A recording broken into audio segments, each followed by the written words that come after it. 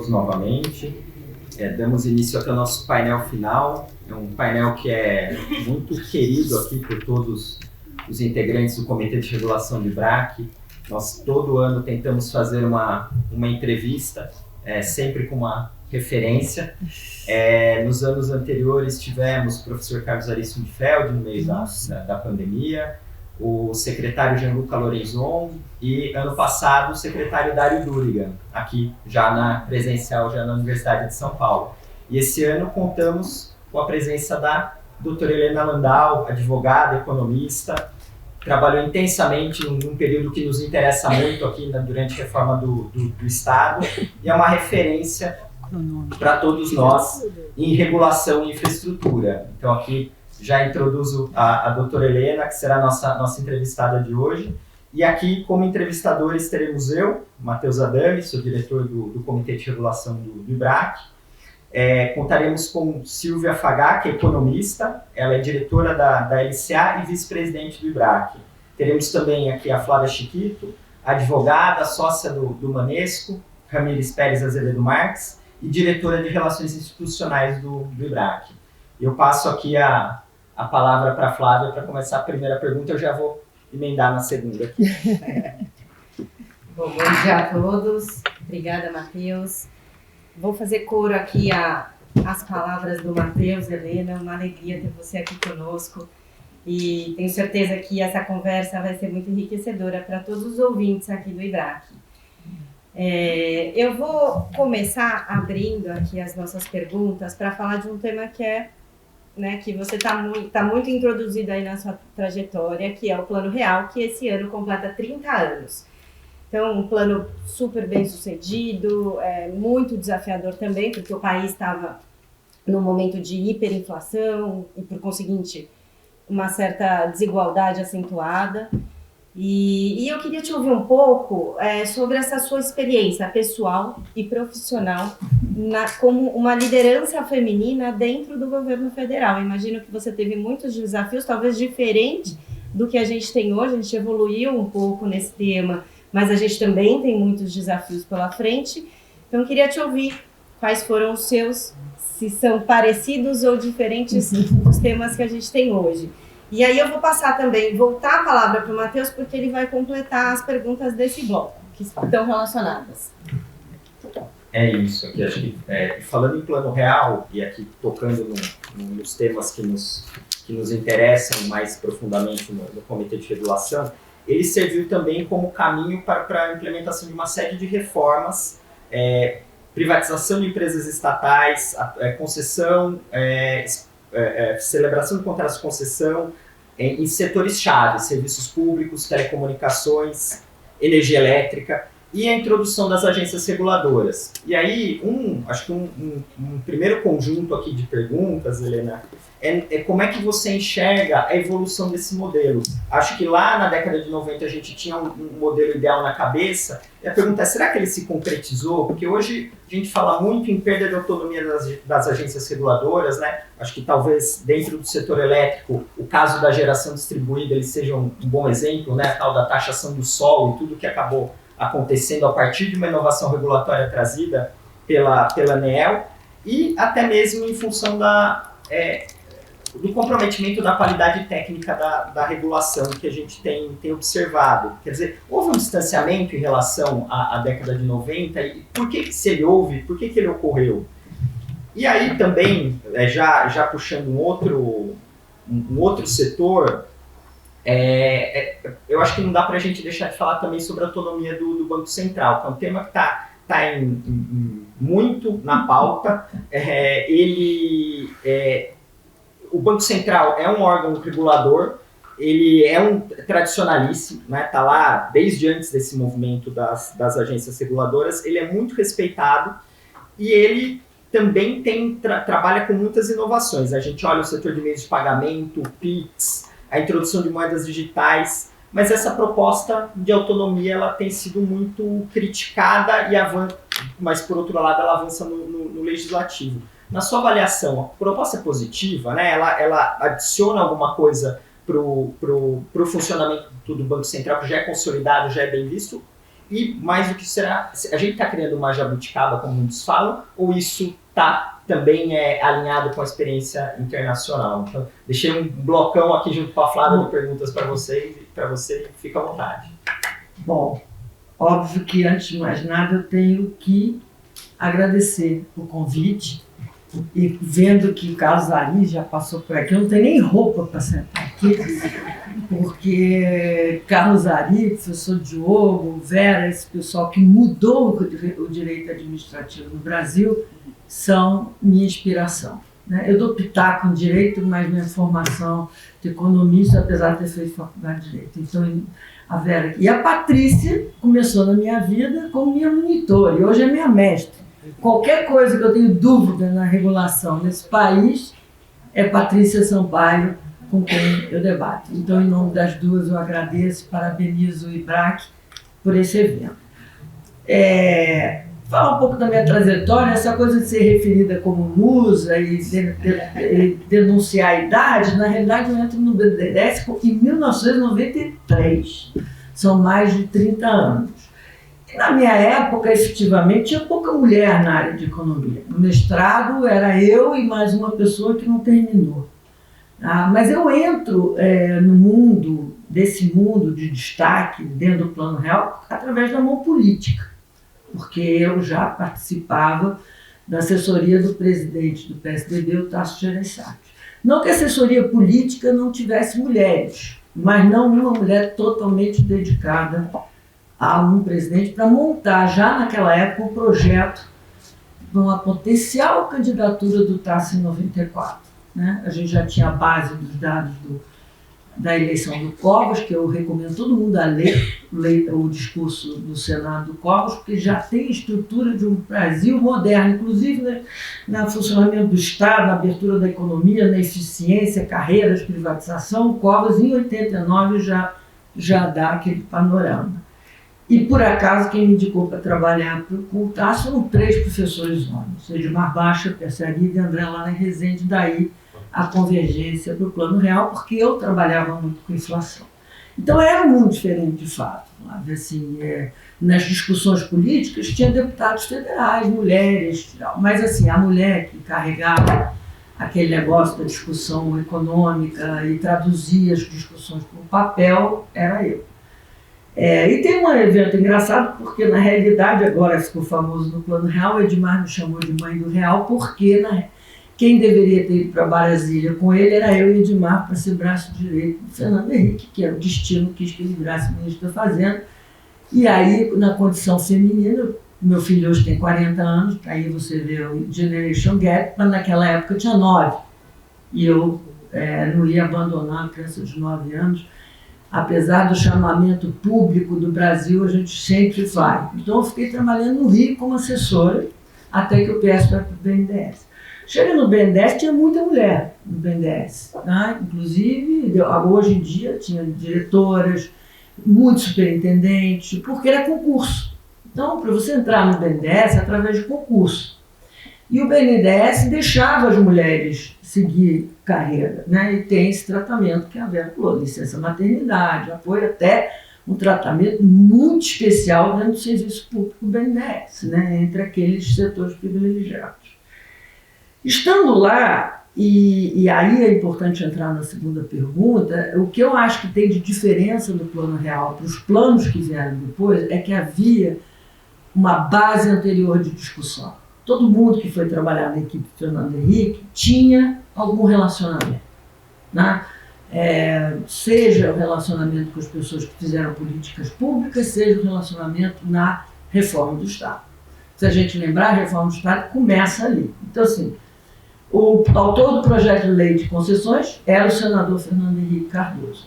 Assim que ele assume em 95, faz aquela série de emendas constitucionais que mudam a relação do Brasil com o mundo, do Estado, de monopólios, de empresas estatais, permitindo que a gente pudesse fazer um programa de privatização mais amplo, ainda que tivesse começado com o governo Collor. Quando eu fui estudar direito, eu pensei, essa privatização, na realidade, o Collor, sem querer, ele olhou o artigo 173, porque, na realidade, o Collor começa pela atividade econômica estricto sensu. ele não começa pelo serviço público. A gente faz a privatização das atividades econômicas, onde, em tese, não tem espaço para a atuação do Estado, e ele inclui no programa só Light e Excelsior. E Fernando Henrique, quando entra como presidente mais do que ministro, além de todas essas mudanças que ele faz, permite que ele inclua no programa de privatização a Vale do Rio Doce e o sistema Eletrobras, ampliando a responsabilidade da gente.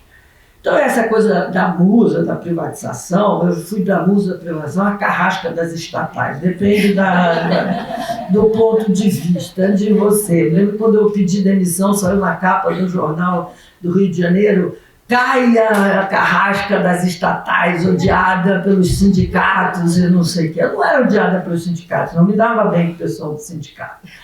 Então, nessa estrutura, eu acho que foi muito importante esse conjunto, entendeu, Matheus? Porque já em 94, por exemplo, eu tive que fazer a privatização da Excelsior sem lei de concessões, tá? Que foi uma ousadia tremenda e apareceu gente, porque o Brasil tinha essa oportunidade de recuperação do setor. Por que a gente privatizou o serviço público? Por que foi esse passo além? Porque estava tudo sucateado. Não tinha investimento, era uma confusão, quem devia a quem, a Eletrobras era banco do setor, telefone não funcionava, a rede ferroviária estava quebrada, as rodovias eram estaduais, mas avança até no governo paulista, que era um governo ligado ao PSDB, e, infelizmente, o saneamento fica ali parado por conta de todas as discussões que não vale aqui a gente dizer de competência, titularidade. Né? Então, esse conjunto foi importante. E ter no Fernando Henrique acreditar na reforma do Estado, então o grupo era grande. Então, você tinha uma cadeia de comando, Fernando Henrique, o ministro do Planejamento, Casa Civil, com Cláudio Carvalho, Fernando Henrique, o ministro do Planejamento, o presidente do BNDES e eu. Senão você não conseguia fazer. Se você tem um presidente que não acredita em privatização, feito o Bolsonaro, você pode fazer o discurso libertário, liberal, chamar servidor de parasita, fazer o que você quiser, que você não vai conseguir privatizar. E não é culpa do Congresso Nacional. O Congresso Nacional sempre foi contra a privatização, o Ministério Público contra, judiciário contra, eliminar para tudo quanto é lado, você consegue quando você tem uma cadeia de comando. Então o Brasil não consegue mais reformar o Estado porque perdeu essa capacidade de governança e de gestão. E perdeu a coragem, porque não se faz reforma sem desagradar, não se faz reforma sem um comando político habilidoso, não se faz reforma sem comunicação, não se faz reforma sem convicção. E o Brasil hoje perdeu esse discurso que era, talvez, permitido pela hiperinflação. A hiperinflação era uma coisa tão desastrosa, tão ruim para a sociedade, que você consegue fazer todas essas reformas porque elas foram entendidas como base de um processo de consolidação de uma moeda de Estado.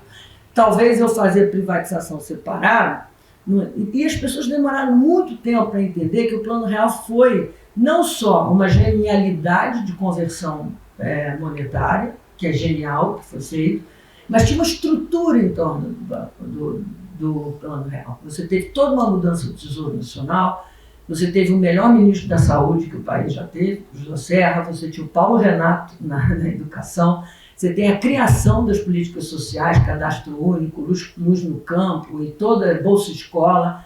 Então, o Plano Real era uma transformação do Brasil. E dentro da reforma do Estado, a privatização. Né? O contrato de concessão foi muito interessante como a gente fez. A gente fez um grupo no BNDES, naquela época eu vou falar da Light, porque é o primeiro contrato de concessão que acontece de uma grande concessionária. A gente fez a desverticalização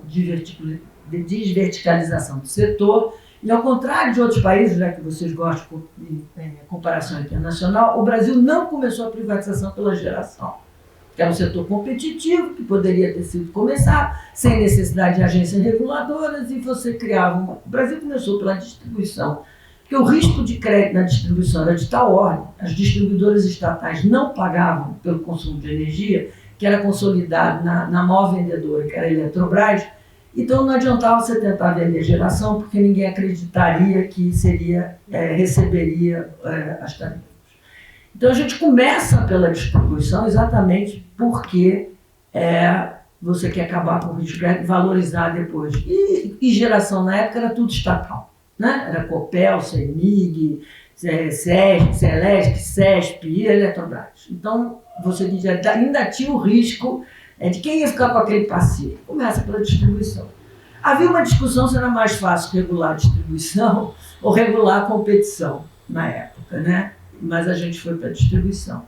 Monopólio natural, aquela regulação clássica, principalmente que o ministro Eliseu Rezende, que foi um ministro que virou o setor elétrico, na Lei 8631, ele muda a regulação para price cap em vez de passagem de custo, e ele faz um encontro de contas para o setor elétrico que limpa o balanço das empresas. Contrato de concessão.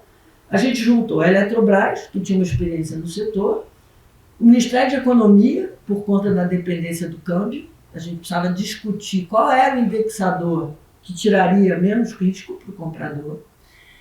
A gente teve o DINAI, na época se chamava DINAI, que era um bicho que ficava dominado pelo Ministério, para depois virar ANEEL, e o BNDES, obviamente. Quais foram as duas grandes discussões para o contrato de concessão, que eu acho uma ultrapassada, que era a discussão da volatilidade do câmbio. A segunda, acho que vale para a gente pensar para trás. Havia uma enorme discussão se a gente deveria determinar cada obrigação do concessionário ou deixar essas obrigações um pouco mais amplas e ter um regulador forte. Na época, o grande exemplo era o Little Child, na Inglaterra, que tinha feito uma intervenção enorme numa empresa, porque a empresa deu dividendos excessivos, tá? E ele achou que se tarifa ou remuneração de diretoria que eles consideravam excessiva, então está sobrando tarifa, e ele recuou. Então a gente fala, imagina no Brasil, que já tem fama de insegurança jurídica, você dá um aumento tarifário e depois você tira porque a empresa de serviços públicos remunerou demais seus diretores. E ficamos no meio do caminho, na realidade. Tem um poder para a ANEEL definir as normas, tem mais de 1000 normas do setor elétrico, e determinadas obrigações. Obviamente que esse contrato de concessão está ultrapassado, não tem dúvida que ele está ultrapassado. A gente viu para as questões de mudança climática, como é que você vai reforçar a linha de transmissão, ou não é a empresa concessionária responsável por ventos acima de 100 quilômetros, quem vai pagar pela reestruturação, pelo fortalecimento de redes e adaptação tecnológica.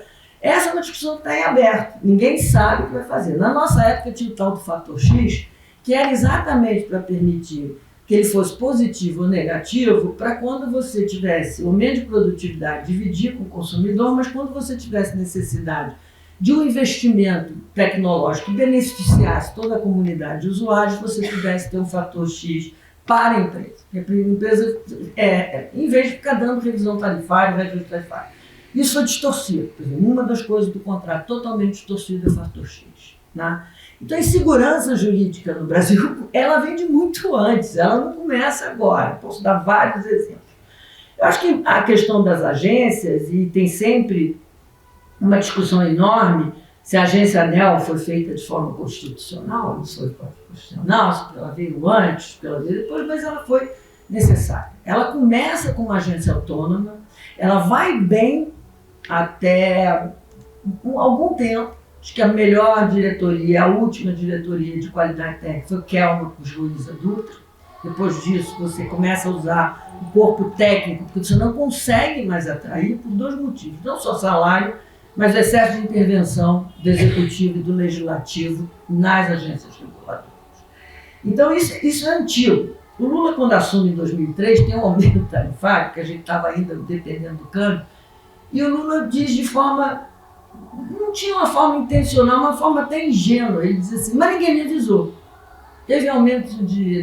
Ninguém me avisou. Então, mostra. Eu vou encerrar para a gente continuar. Então, eu acho que hoje a gente tem que rever tudo isso. Há um erro de origem que a gente pode discutir, que não existe autonomia financeira das agências. A taxa de propósito específico é coletada pelo Tesouro Nacional. O Tesouro faz o contingenciamento. Se a gente entrar na justiça para receber a taxa de volta na conta, a gente não vai conseguir, por causa da jurisprudência, que não é possível determinar como o Estado atua em relação à política pública.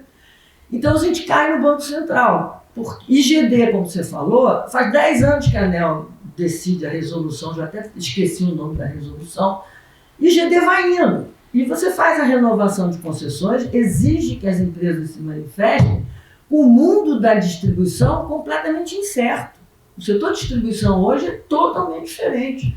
Ele tem atribuições e obrigações por áreas de concessão que ele vai perdendo cada dia mais. E quem perde somos nós, né, que temos que pagar pela tarifa, porque os lobbies da geração distribuída, da energia renovável intermitente, que não tem razão nenhuma para ter subsídio, vão interferindo cada vez mais e a ANEEL tem enfraquecido. Você tem disputa pública na ANEEL entre apoios políticos.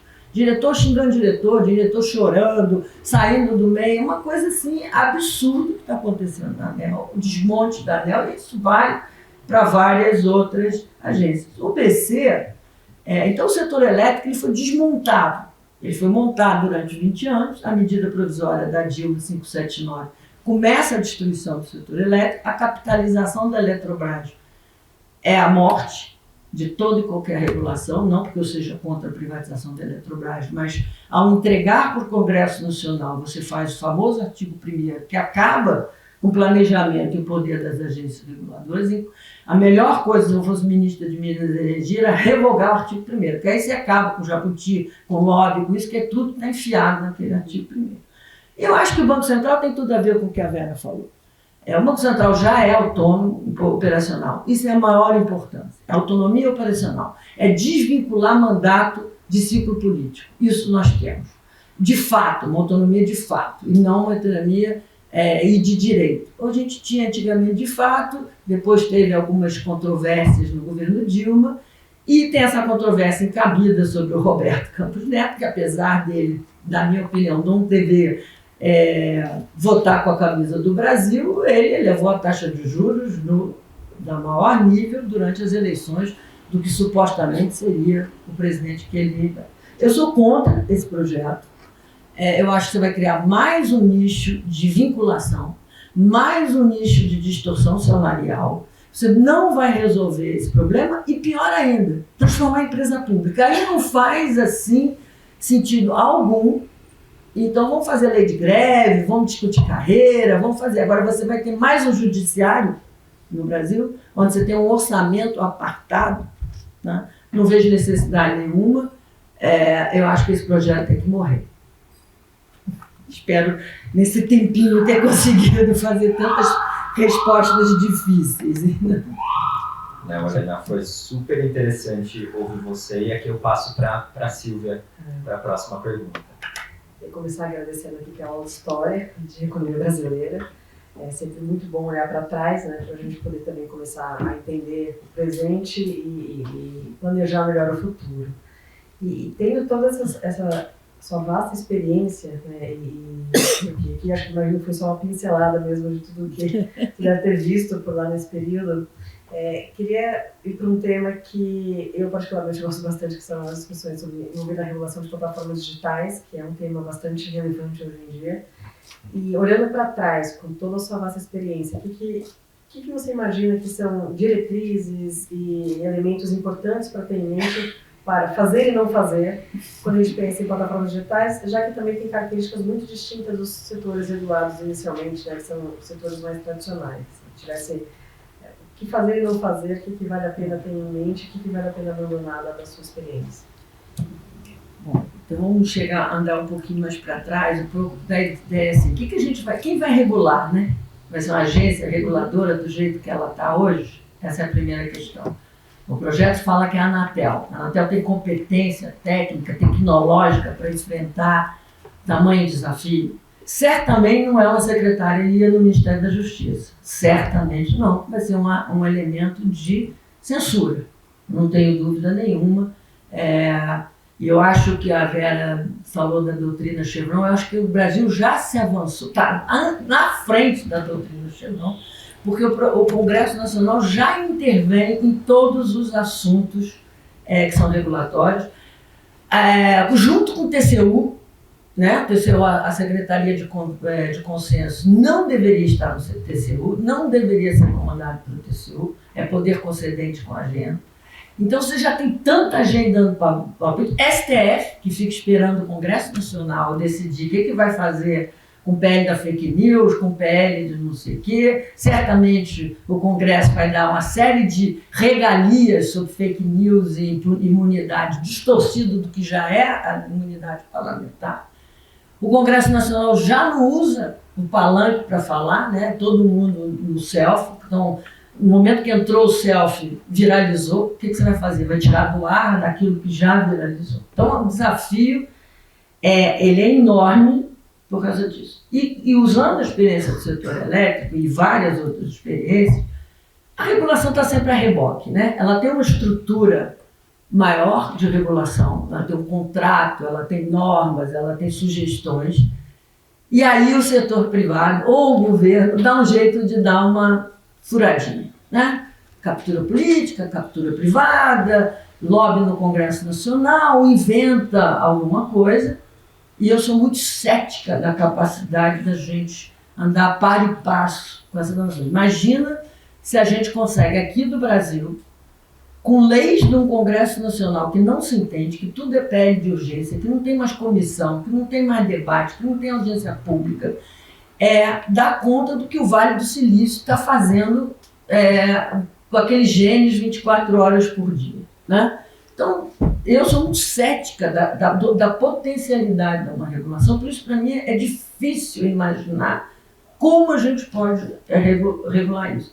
E a regulação de plataforma tem várias abordagens, né? Você pode regular a concentração, né? Feito os Estados Unidos está tentando com o Google, Meta, e ver o que a gente faz para o cara não impor o YouTube, ou não impor o Instagram, ou o seu buscador, não pode falar chat GPT, se é Alexa, se é Bing, se é Google, se é Safari, se é Chrome, e etc. Né? Eu nem lembro que Chrome existe, né? Porque o Safari já está na minha vida há tanto tempo que eu nem lembro. Eu não lembro que existe outro buscador que não seja o Google. Né? Como é que a gente quebra esse tipo de... Então tem o problema da concorrência, tem o problema da insolúvel de liberdade de expressão. Se a gente for seguir doutrina americana, a liberdade de expressão, a primeira emenda, não tem nada a ver com o que acontece no Brasil. Então o que acontece lá é diferente. Então mesmo que a Suprema Corte americana saia na frente nisso, sobre moderação de conteúdo, ou liberdade de expressão, o que é censura e o que não é, para nós, eles têm muito mais liberdade de andar com a Ku Klux Klan pela rua do que a gente tem em fazer a defesa da Ku Klux Klan. Esse é o segundo problema que a gente tem que discutir. E aí não tem jeito de não passar pelo STF. Eu não sei como você vai resolver uma regulação de plataforma com liberdade de expressão, moderação de conteúdo, se você não for ao STF. Aí você vai ao STF e depois daquele inquérito de fake news, infinito inquérito de fake news, eu nunca vi um inquérito que não tem fim, que foi usado pela sua própria estrutura, ele foi criado para combater fake news de um grupo político. Então a autoridade do STF é para combater os fake news daquele grupo político e dar uma sensação tendenciosa de que você só controla posts por exemplo, tem a velha história do monarca que falou de um partido nazista. O STF não suspende do STF links e coisas antissemitas. Então, assim, nem agressivo. Então, como é que se resolve essa discussão? Você delega essa competência. E agora o ministro Alexandre de Moraes suspende o Diário do Centro do Mundo, que a gente chama de Diário do Fim do Mundo, que devia ter morrido por falta de qualidade.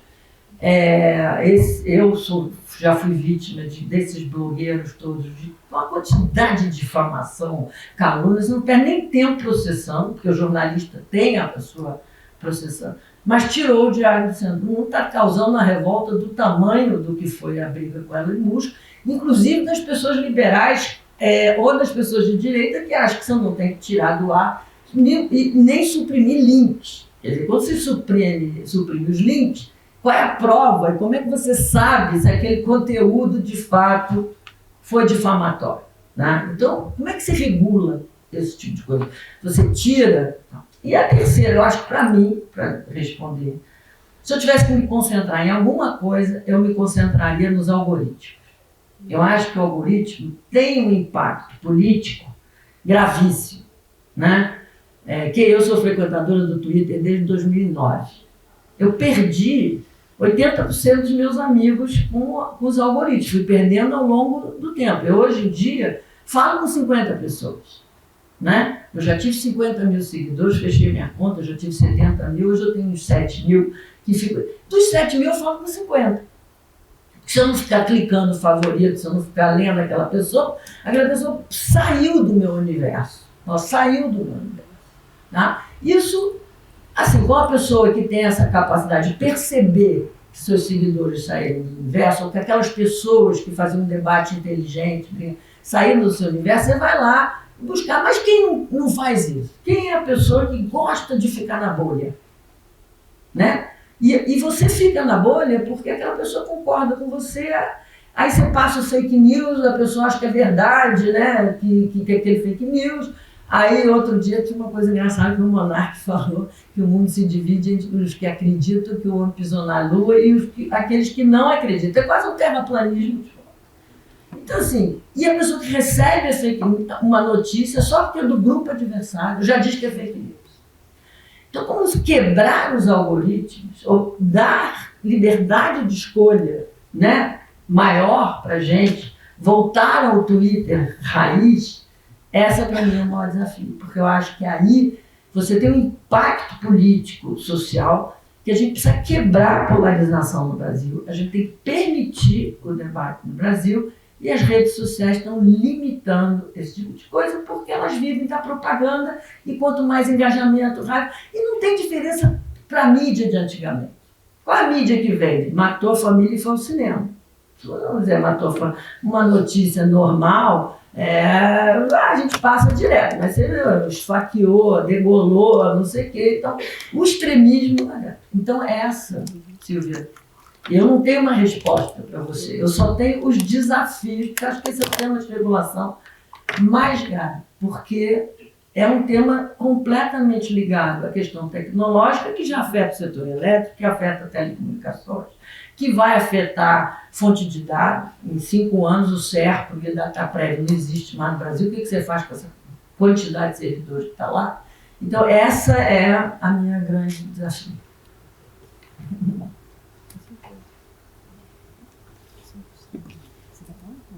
É difícil elaborar tudo numa pergunta, deveria ser um debate de 2 horas. Não, plataforma dava pra gente. Mas plataforma eu não tenho roupa para fazer isso na frente da Patrícia, porque o maior especialista disso é o marido dela, Carlos Afonso, com quem eu tenho que aprender através das excelentes colunas que ele faz na Folha de São Paulo. Né? Bom, Helena, eu queria voltar aqui no tema das privatizações, já que você é a musa das privatizações, né? Foi diretora de privatizações do governo FHC. Então, eu queria falar de uma privatização recente que envolve a Sabesp, né? Pelo setor de saneamento, é um setor de muita importância e pelo porte da empresa também. Então, eu queria te ouvir um pouco sobre os desafios da Sabesp privatizada, mas mais do que isso, a sua visão de como poderia ter sido promovida a competição por esse ativo. E quais seriam as principais consequências em ter havido apenas um interessado pelo ativo? Esse tema é excelente, porque antes de mais nada, né, a gente fala mal que o Brasil não sabe fazer regulação, então é o avanço que foi o novo marco do saneamento. Né? Eu sou suspeita porque veio do Tasso Gereissati, então... então, que é o meu ídolo, eu entrei na política por causa dele e ele eu sigo. Então é uma mudança radical, acho que a coisa importantíssima do leilão são as metas, né? As metas. Então se você consolida a meta e se você tem um comprador com capacidade de investimento, isso já é o primeiro passo. Agora, ontem eu estava ouvindo de um amigo meu que nós estávamos discutindo arcabouço fiscal. E ele citou um amigo que dizia assim, eu tenho um amigo que casou várias vezes. E a separação é aquela que a gente consegue, não aquela que a gente deve fazer. Então, assim, acho que a privatização no Brasil tem muito aquilo que você consegue e aquilo que você deve fazer. Idealmente, você entrou para ficar no Brasil essa ideia de capitalização. País institucionalmente forte, em país onde não tem intervenção política, é lindo capitalização. Mas eu sou radicalmente contra no Brasil. Começa por aí. Você cria um risco de intervenção do Estado permanente, de reversão permanente. Isso foi um dos motivos que eu fui crítica do processo de privatização da Eletrobras. Porque era evidente, todo mundo sabia que o Lula podia vir aí, todo mundo sabe da posição ideológica do PT, como é que você deixa ali essa coisa. E a Eletrobras e o governo Bolsonaro deveria ter vendido, o BNDES deveria ter vendido parte da parte dele para diminuir a posição do Estado e a pressão. E mesmo quando você vende controle, você tem o risco que a gente teve na Vale do Rio Doce, que foi a semi-reestatização da Vale com a compra das ações pelo BNDES, que só foi desfeita pelo Montesano há 2 anos atrás. Então, o risco do Brasil, do Estado ficar voltando o tempo todo, me desanima. Eu prefiro a venda de controle. Na Eletrobras você não teve venda de controle porque havia essa discussão boba de que nós íamos vender a Eletrobras para grupo estrangeiro. Mas eu já vou chegar na Sabesp. Só que a Eletrobras hoje é 30% do setor de geração. Quem privatizou grande parte do setor de geração foi a Dilma, né? Porque ela inventou a história dos leilões novos, que até foi uma ideia interessante quando você não consegue privatizar a Eletrobras. Esses leilões novos, praticamente, tirando os projetos estruturantes que tem a Eletrobras, é tudo setor privado. Tudo setor privado. Então, a geração do Brasil já está privatizada. Então, se fosse 30% por um grupo, não ia fazer a menor diferença. Essa é a primeira questão, desde que fosse um grupo de qualidade. Havia uma ideia que eu acho que no Salerno também precisa esclarecer, essa coisa assim mística. Se eu der para o setor privado, vão exportar, era o Ciro Gomes que falava assim, vai exportar os rios do Brasil. É falta de entendimento e funcionamento que é o operador nacional do sistema, de quem pertence à água. Nunca leu uma Constituição, apesar dele dizer que é presidente do direito constitucional, porque não falaria um absurdo desse tipo. Na Sabesp é a mesma coisa.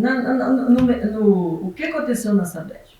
Eu acho que o governador Tarcísio precisava deixar, para passar na Lesp, que acho que é ainda mais difícil do que no Congresso Nacional, deixar alguma coisa do tipo tranquilizar, principalmente quem é adversário da privatização, de que o Estado estaria fortemente presente no controle. Quando você tem uma presença forte do Estado, você já reduz a competição. Já começa por aí. Tá? Quanto mais Estado, ou você reduz o ágio. Não, porque você tem que botar um prêmio de risco, evidente, pela retomada. Só por isso. Pela intervenção, pelos conselheiros que vêm, pela tentativa de colocar diretores políticos, de conselheiros de educação política. Amanhã o Tarcísio deixa de ser governador, vem o Boulos para governador. A Sabesp vai entrar claramente com uma reversão usando a posição restante que tem lá. Isso é a primeira questão. A segunda questão foi a polêmica como é que eles chamam? Do investidor especial, de referência. Né? E aí eu acho que houve um exagero no Poison Pill. Né? Houve assim um exagero no Poison Pill, porque em vez de ser um grupo, né, de que não poderia passar dos 15% ou 10%, ou 5%, 15% não é demais, 10%, aí é uma discussão que você, por exemplo, na Eletrobras foi 10%, ninguém sabe onde saiu esse número, já perguntei para todo mundo, ninguém sabe. Um dizia que era ser 5%, outro 20% e resolveram ficar no 10%, que é mais ou menos... Né? Você teve uma pulverização absurda, ninguém foi para 10%. Né? Então, se na Sabesp é o oposto, você teve o de referência. Porque a Poison Pill, né, foi muito amplo. Qualquer pessoa, fundo que participasse indiretamente, não podia aumentar. Então a AGEA, que já é cheia de fundos, entendeu? Ela não tem como entrar. E aí tem dois lados. De um lado, a teoria dos leilões diria o seguinte: se você só tem um comprador para a melhor empresa de saneamento da América Latina, algum desenho de leilão foi equivocado, né? Tem algum desenho. Como eu já tive do lado de lá, às vezes a gente tem que fazer o desenho que é possível para você convencer os parlamentares a aprovar aquele projeto. Então você pode... Se o preço mínimo é bem fixado, que era a nossa tese no BNDES, a gente não fazia questão de ágio. Quando o ágio saía em 100%, a gente dizia o que a gente errou, né? Então, assim, se o preço mínimo está bem fixado e você acredita que está bem fixado, o problema da Sabesp é que sai um pouco abaixo do preço de mercado, né? Então, não foi exatamente uma operação de colocação, foi feita a Eletrobras, que saiu por um preço ali e tal. Isso é outra questão. E há quem acha que foi positivo, e aí eu não entendo esse argumento, porque se a AGEA tivesse comprado, você consolidava uma posição dominante no saneamento. Ora, é monopólio natural. Ou a regulação funciona, ou a regulação não funciona. E eu acho o seguinte, a gente falou muito de insegurança jurídica no Brasil. A primeira insegurança jurídica que eu vivenciei foi a venda da CEMIG. Tá? A CEMIG tinha autorização da Assembleia para vender 50%. O governador Eduardo Azeredo ficou com medo disso, não sei porquê, ele tinha autorização. E ficou com 32% com direito de voto em algumas matérias para o comprador. O Itamar conseguiu desmontar isso na Assembleia. Nosso querido Fábio Conde e o controle efetivo, etc., foi utilizado. Acho que foi Carmen Lúcia que desfez. A empresa que comprou, que era a Sal Elétrica do Brasil, com predominância da AES, levou um prejuízo tremendo, porque ela comprou por valor dos vetos. Ficou com fama de caloteira no BNDES, porque ela fez um empréstimo no BNDES com base no valor das ações, caiu o preço das ações, e o BNDES, que tinha sido responsável pela feitura do edital, que garantia um ato jurídico perfeito, não se responsabilizou. Eu fui ao BNDES, eu não era mais para falar com as pessoas, nós não temos nada a ver com isso. Assim, por isso que ninguém investe no Brasil. Se o BNDES fez o edital, trabalhou, publicou, não se considera responsável pelo edital, então, são essas coisas que eu acho que explicam uma questão da saber. Agora, dito isso, apesar de toda a bagunça no Brasil, mudança de edital da CEA do Amapá, mudança de edital da Eletrobras, o Brasil recebe investimentos assim, espetaculares na infraestrutura. O meu problema com o Brasil é que a gente podia estar recebendo muito mais. Não é a quantidade que a gente tem agora, é o quanto a gente deixa de receber. Espero ter respondido e eu já ultrapassei todos os horários aqui. Muito bom. Helena, se a gente puder abusar mais um pouquinho da sua presença, temos aqui uma última pergunta que, na verdade, você já tangenciou e eu acho que já até respondeu parte dela, que é sobre a situação das atuais distribuidoras de energia. Elas, acho que no verão passado, que não é tão distante, assim, elas enfrentaram diversos desafios, acho que principalmente aqui em São Paulo, mas não é uma coisa localizada. Nós percebemos até que, historicamente, é um setor que as distribuidoras enfrentaram crises financeiras, resultado de crises climáticas. E aí, acho que a primeira pergunta é que você já mencionou que o contrato ele já não estaria atualizado, né? Mas aí, como que ele ficou desatualizado, né? O que levou a esse cenário? E olhando agora para o decreto que foi publicado, essas condições que levaram a essa desatualização e que caracterizaram esse cenário de crise, elas foram solucionadas pelo decreto que foi aprovado, né? E ainda nesse sentido, a gente, né, acho que também não tem como não falar de plataformas digitais, mas acho que também não tem como falar de transição energética. A ampliação das fontes renováveis, ela representa um desafio para a matriz energética brasileira, que já é bastante verde, né? Em algum sentido, ela já é comparavelmente limpa. Como é que isso conversa com esse movimento de renovação dessas concessões? E se você avalia que existe algum impacto para a universalização do serviço, né? Acho que talvez vamos lá. adotar mecanismos aí para tornar a matriz mais limpa ainda, isso pode levar a uma dificuldade para a universalização. Eu acho que eu vou começar pelo fim, porque o problema de universalização no Brasil está concentrado na Amazônia. O resto das distribuidoras, algumas mais, outras menos, elas têm uma universalização a caminho e etc. Universalização completar é difícil porque o last mile é muito caro. Então você tem que avaliar qual é a solução tecnológica e daí o contrato de concessão tem que permitir alguma flexibilidade para você achar. Mas não é um problema sério. Você tem o sistema isolado, você tem combustível diesel, você não consegue fazer linha de transmissão, não vale a pena. Você tem uma péssima empresa de distribuição, historicamente totalmente controlada pelos interesses locais, salários elevados, falta de investimento, perda de energia de 44% em Manaus. Você imagina no resto. Então, acho que o que está se pensando mais para a distribuição é o aspecto social, né? Ou você vai fazer um kit bateria e solar, você tem que ter investimento nesse sentido, porque não dá para ser feito só pela distribuidora. Mas eu não me preocuparia muito, não. Eu estou começando tudo pelos renováveis no Brasil, está sobrando. Está sobrando. Então, as renováveis não param de ganhar subsídios. É um escândalo a renovação de subsídios das renováveis.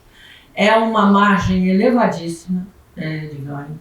O payback delas é em 3 anos. Quando o incentivo foi colocado, não se sabia, a mudança tecnológica foi rápida, os produtos estão baratos, e o subsídio no Brasil é isso, você colocou, não tira mais. Né? Não tira mais porque todo mundo tem medo de tirar, e 2, porque hoje o Congresso Nacional é dominado pelo lobby das renováveis. Né? Então, se você olha uma tarifa de energia elétrica do consumidor regulado, você pode até ver uma árvore e identificar o dedo de quem que colocou aquele aumento na tarifa do regulado. Começa por aí. Mais escandaloso ainda é a MP 1212, que faz nova renovação, e o Ministério de Minas e Energia fez uma instrução normativa antes que a ANEEL avaliasse os pedidos de renovação.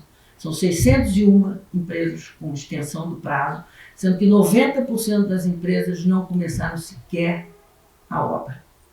Então isso te dá um panorama desse discurso de taxar o sol, que é um absurdo, que ninguém está taxando o sol. Tem o privilégio nas linhas de distribuição, absurdo. E com isso a gente chega na questão de por que está defasado o decreto. Porque as concessionárias de distribuição mudaram completamente seu papel. Hoje elas querem ser concessionárias de fio. Não pode ficar com aquela área de concessão onde você perde todo dia cliente de forma injusta, né, desigual, para o mercado livre, para a geração distribuída, que de fato atinge a classe de renda mais alta no Brasil.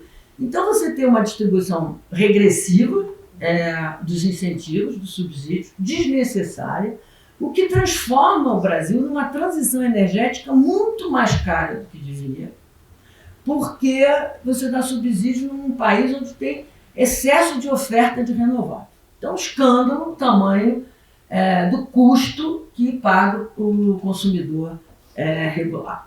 E as concessionárias vão perdendo mais. Então, esse decreto tinha que atacar isso, porque se discute há mais de 10 anos no setor, desde que começou o GD, quando é que a gente vai fazer concessão fio e área de concessão? Ou, agora, o que eu gosto desse decreto, e para ser o carioca, é que você analisa regiões, micro-regiões das cidades, porque a Light tem 52% da média tensão, baixa e média tensão, de gato, né?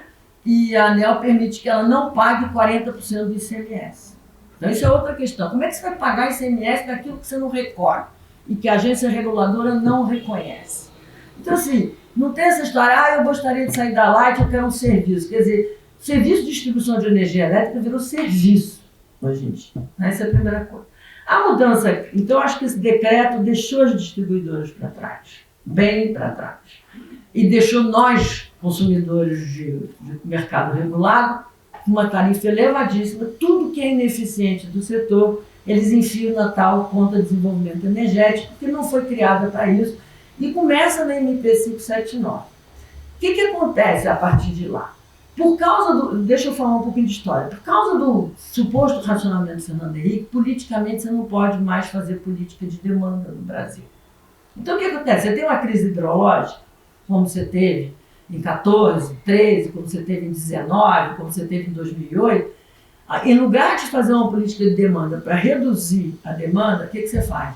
O governo estimula as distribuidoras a pegarem empréstimos bancários para pagar o mercado secundário de energia, que está lá um preço lá alto, e fingir que não temos um problema de oferta.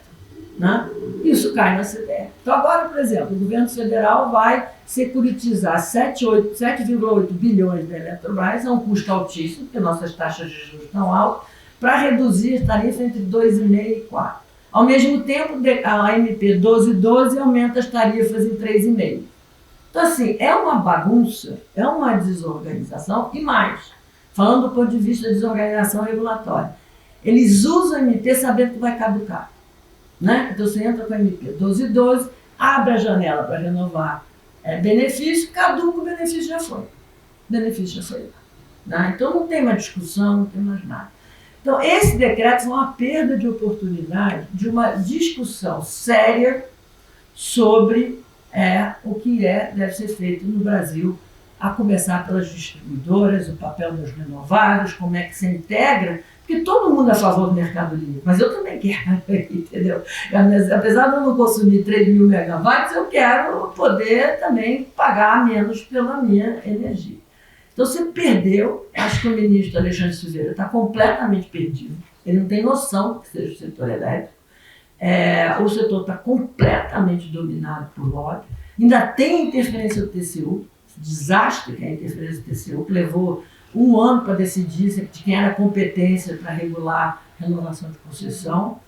Então, assim, a gente, ao contrário da Isa que chega otimista, temos que ter uma visão otimista, eu tenho uma visão muito pessimista do setor elétrico e muito triste. Porque como eu participei durante anos da construção regulatória institucional do setor, ver a destruição, quer dizer, o filme, se andar para trás, é muito triste.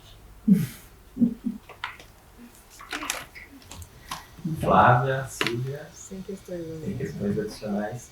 Bom, Helena, muitíssimo obrigado. Cumpriu assim, de forma fantástica o objetivo aqui do painel. Agradeço imensamente a sua disponibilidade, ficar com a gente aqui até quase 1h da tarde, excedendo aí o tempo do painel, e pela aula de regulação, que era o que a gente estava mirando, que eu acho que todo mundo conseguiu aqui. Muito obrigado mesmo.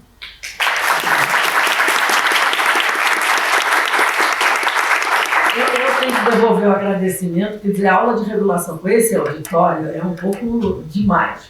Mas a ideia de estudar direito para mim foi exatamente essa, só para fechar. Economista, fiz o contrato de concessão, para economista contrato é contrato. Na primeira renegociação da base tarifária, né, da base de ativos na ANEEL, tudo diferente do que a gente tinha imaginado.